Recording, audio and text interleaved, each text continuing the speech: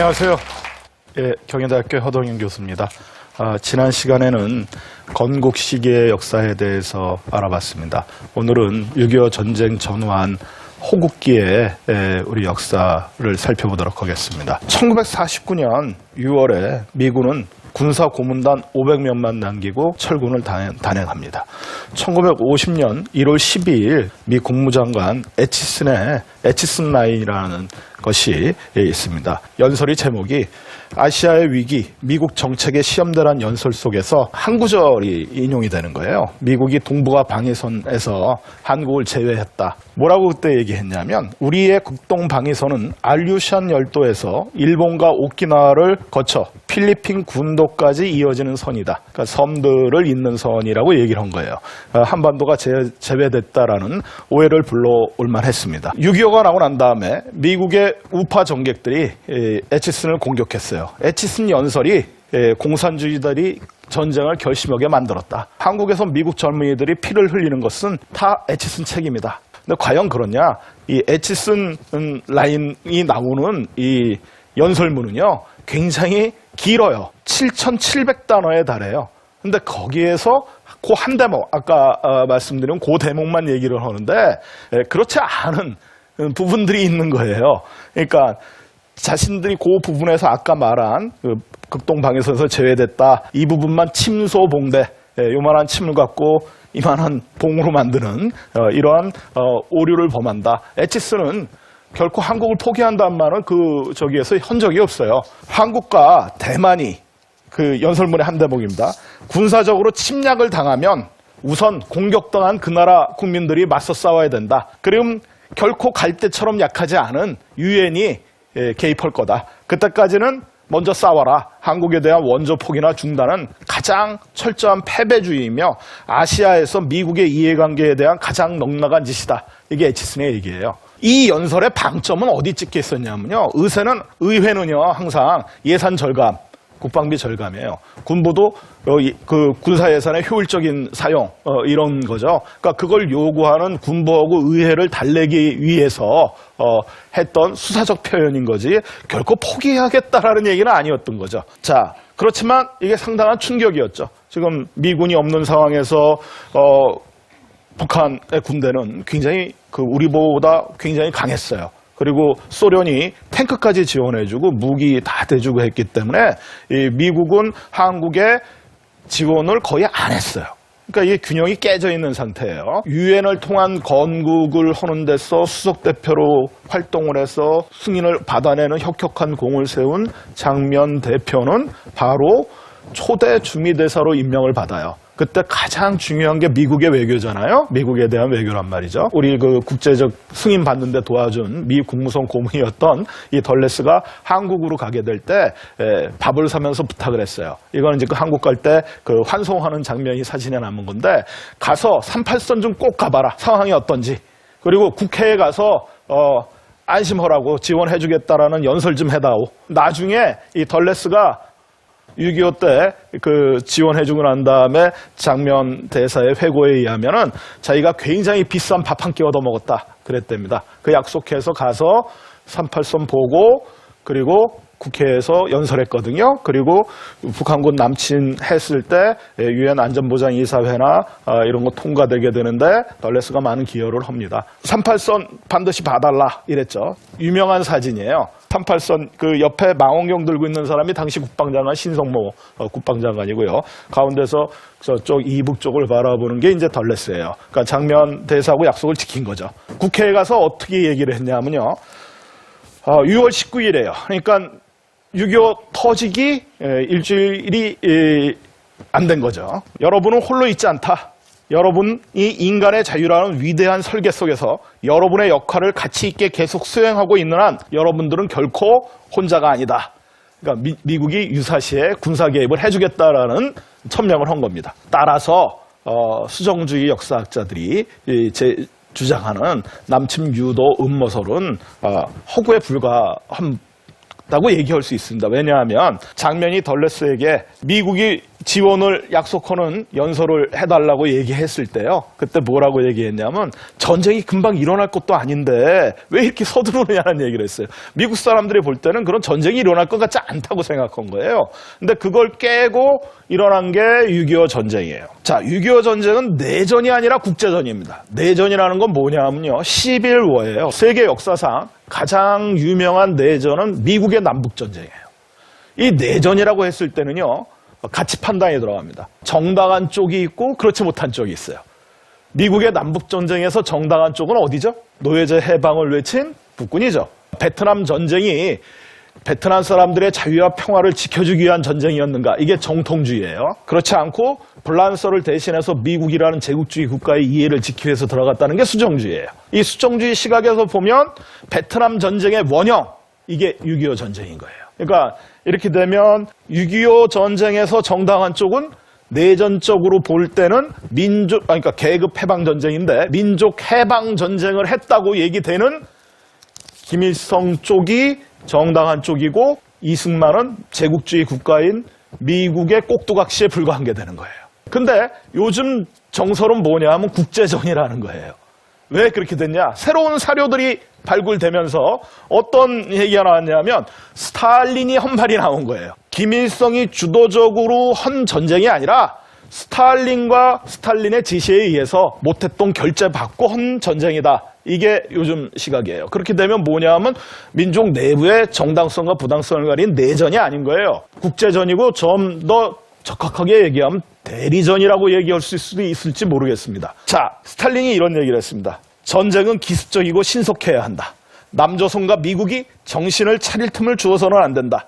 강력한 저항과 국제적 지원이 동원될 시간을 주지 말아야 한다. 아까 H9에서 뭐라 그랬죠? 침략이 있으면 일단 맞서 싸워라. 그러면 유엔이 개입하겠다. 그럴 시간 주지 말아라. 이 얘기입니다. 자, 6월 25일 새벽이었어요. 아침에 누구나 자고 있고 일요일에서 휴가 다 가 있고 그럴 때요. 쏟아지는 비를 뚫고 전차 242대예요. 20만 병력의 인민군이 38도선 전역에서 밀고 내려왔어요. 소련제 탱크를 밀고 내려왔어요. 우리 탱크 없었습니다. 군대 숫자도 북한의 절반도 못했어요. 전쟁 발반 하루 만에 미국은요. 유엔 안보리를 소집해서 현지 시간으로 25일이니까 우리 시간으로 하루 뒤죠. 근데 거기서는 25일이 되는 거예요. 북한 남침을 유엔 헌장에서 규정하고 있는 평화의 파괴로 규정을 해요. 평화의 파괴다. 38도선 북쪽으로 병력을 철수시켜라. 이걸 촉구하는 결의안을 내고요. 서울이 함락된 미국 시간은 27일, 우리 시간에는 28일이에요. 북한의 침략을 격퇴하고 국제 평화와 안전을 회복하기 위해 필요한 지원을 한국에 제공할 것을 유엔 회원국에 권고해요. 즉 뭐냐? 유엔군 파병하겠다라는 거예요. 두 개의 결의안이 통과돼요. 6월 27일자 사진 보시면요. 손 들었어요. 찬성 반대 통과됐습니다. 유엔군 파병이 결정되는 거예요.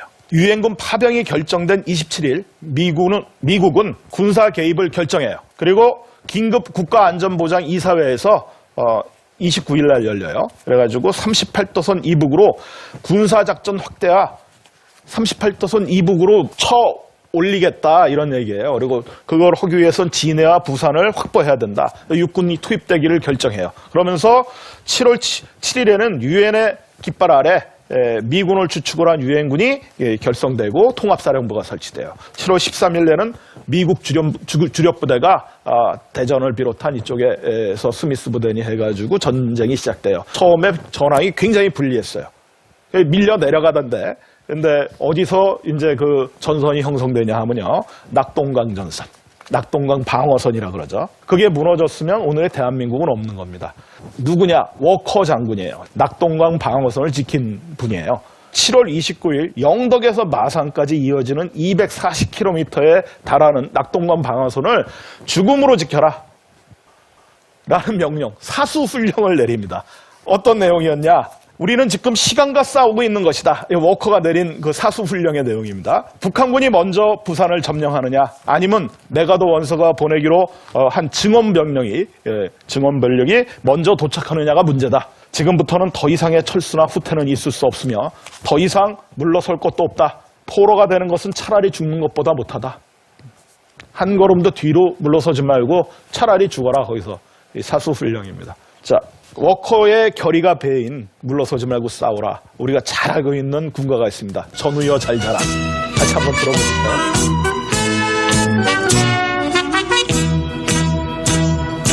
전우의 시체를 넘고 넘어 앞으로 낙동강아 잘 있거라 우리는 전진한다 원한이야 피에 맺힌 적군을 무찌르고서 언니처럼 떨어져간 전우야 잘 자라. 워커가 말한 불태전의 결의가 잘 배어있는 노래죠. 자, 이제 지켜내고요. 전우의 시체를 넘어서 북진을 시작했어요. 그럴 수 있었던 이유는 인천 상륙작전 이 성공했기 때문이에요. 자, 보급선이 끊기고 지원선이 끊겼으니 북한군은 철수할 수밖에 없었고요. 힘을 받은 미군을 비롯한 유엔군이 국군과 함께 북쪽으로 올라가기 시작했습니다. 이 사진은요, 인천 상륙작전 후에 전열을 가다듬는 모습이에요. 이 가다듬고 인천으로 들어가서 인천을 수복한 다음에 중앙청 위에 다시 태극기가 휘날리는 서울 수복 사진입니다. 9월 18일이에요. 이후에 계속 전진을 하죠. 그래서 압록강변까지 도달해요. 근데 그때 이미 우리는 모르고 있었지만 중공군은 이미 북한 내에 이미 들어와 있었어요. 그게 통일이 눈앞에 보이는 듯 했어요. 압록강까지 갔으니까요. 근데 이게 그러니까 북한의 기습남침으로 우리가 백척간도에 놓였다가 유엔군이 개입하고 하면서 통일을 이룰 것처럼 보였던 그때, 그리고 유엔이 10월 7일 날이요, 통일된 독립민주 한국 수립을 전쟁 목표로 삼는 결의안을 내요. 이 기회에 통일시키겠다라는 얘기예요. 근데 그거를 막은 게 어디냐 하면 중국입니다. 미국에 대항해서 북조선을 돕는 전쟁이라는 게 6.25 전쟁에 대한 중국 정부의 공식 견해예요. 이게 뭐냐? 항미. 누가 침략자냐면 미국이 침략자라는 거예요. 우리 인식하고 다르죠. 중국이 공세를 취하니까 중공군이요. 물량 공세, 인해 전술이라는 거예요. 거기에 밀려가지고 미군이 철수를 단행하는데 크리스마스의 기적, 흥남 철수작전이라는 게요. 12월 15일서부터 시작돼요. 마지막 배에 한 명이라도 더 살리려고 엄청난 혼란이 있었지만 그 철수를 하는 게 굉장히 유명하고요. 전우야 잘 자라만큼 유명한 노래가 하나 있죠. 곧세어라 금수나.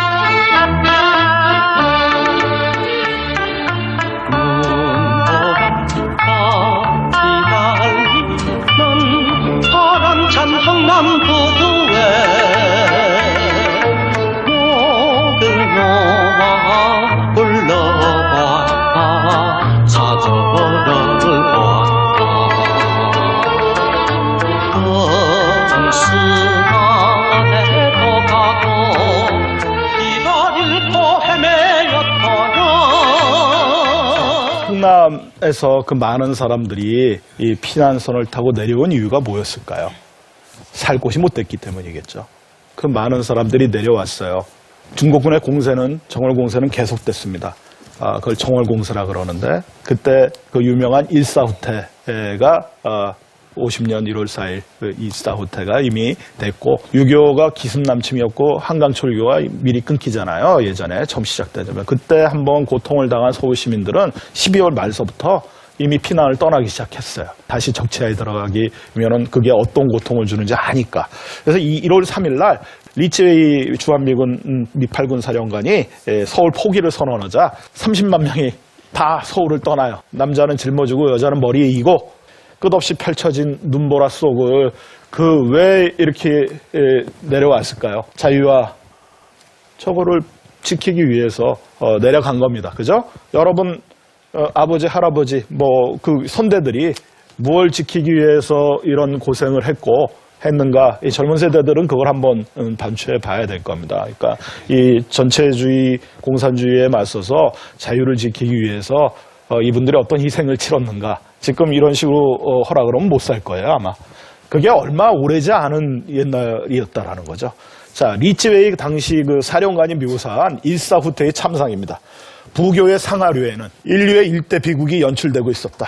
혹한 설풍 중에 수많은 피난민들이 얕은 얼음 속에 빠지거나 넘어져서 몸을 일으킬 수 없을 만큼 고통스러워하는 사람도 있었으나 이 비참한 행렬 가운데서 누구 한 사람 이웃을 돌볼 여력이라고는 없었다. 그러나 눈물을 흘리거나 흐느껴 오는 사람도 없었다.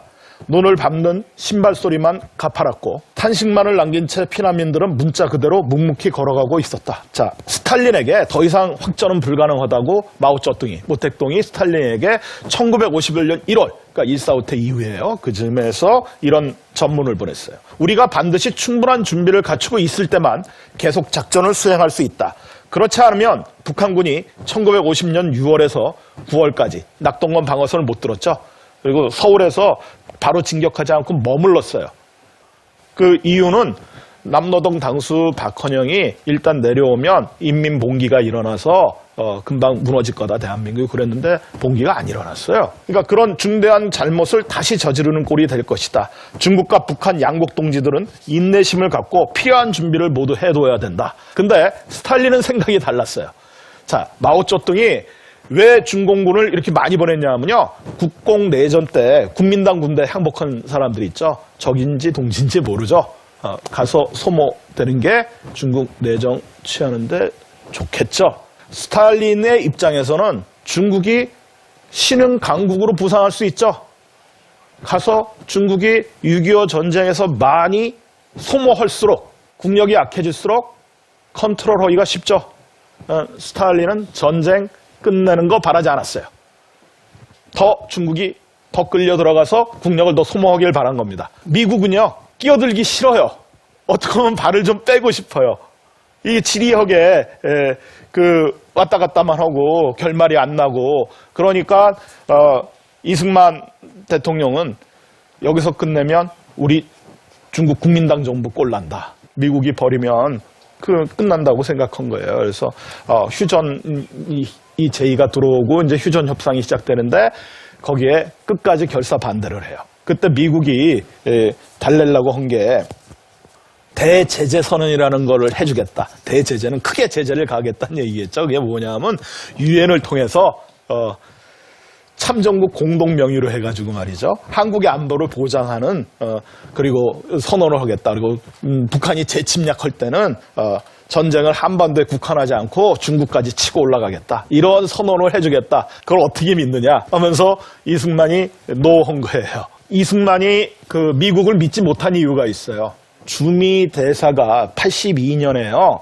조미 조약이 체결되고 그 이듬해에 푸트 공사라고 최초의 미국 공사가 한국에 파견돼요. 그러니까 그게 너무 기뻐서 고종이 답사를 파견한 게 보빙사예요. 민비, 그러니까 민황후의, 그러니까 명성황후의 조카 민영이, 그러니까 당시 넘버 3예요.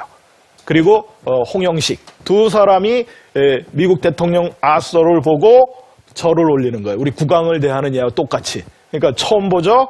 저 뒤에서 서 있는 사람이 미국 대통령이에요. 당황한 표정이 역력하죠. 자, 조선 책략에서 균세책을 해서 미국은 공평무사하고 약자를 돕는 정의로운 나라다. 중국의 황준원이라는 사람이 그렇게 얘기했죠. 그래서 제발 우리 좀 도와달라. 그래서 이렇게 사절 보내고 이런 큰 절을 올린 이 사진이 그거 당시 우리 위정자들의 마음을 잘 대변하는 거예요. 보빙사가 갔을 때 고종이 꿈꾼 건 뭐냐면요. 미국인 외교고문, 학교 교사, 그리고 선교사를 초빙해서 미국의 제도와 문물 받아들이겠다. 미국식 무기, 미국식 교관, 그러니까 군사 훈련, 그리고 이런 거 다 받아들일 테니까 군사 동맹 같은 거 좀 맺어다오. 우리 좀 지켜다오.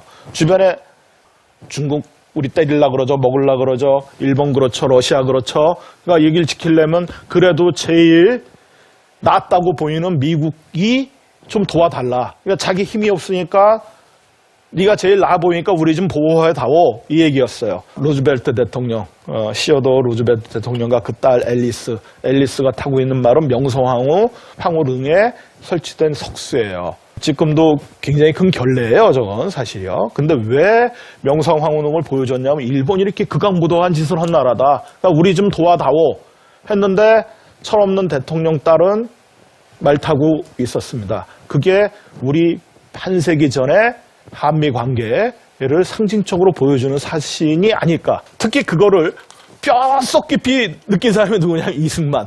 지금 요 젊은 시절의 이승만 모습입니다. 고종의 특사로 1905년 8월 루즈벨트 대통령 접견 때 차림입니다. 그때 뭐라고 얘기했냐면 조미약조를 돌아보아 불쌍한 나라의 위태함을 건져주기 바랍니다. 루즈벨트가 뭐라고 했냐면 정식 외교 채널을 통해서 청원하면 돕겠다고 얘기를 해요. 외교권 뺏겼어요. 정식 외교 채널? 어딜 통해야 될까요? 그러니까 이거는 불청객을 따돌리는 발림말에 지나지 않았어요. 건국 이후에 대통령이 됐죠. 최우선 과제가 뭐냐면 당시 국제적으로 보면은요, 중국이 국민당이 넘어갔죠. 공산주의가 됐죠. 소련이 뒤에 있죠. 그죠? 그리고 일본은 못 믿죠. 고종이 원했던 군사동맹 같은 있죠. 상호 방위 조약을 체결해 주기를 계속 요청했어요. 그게 우리의 살 길이라고 생각한 거예요.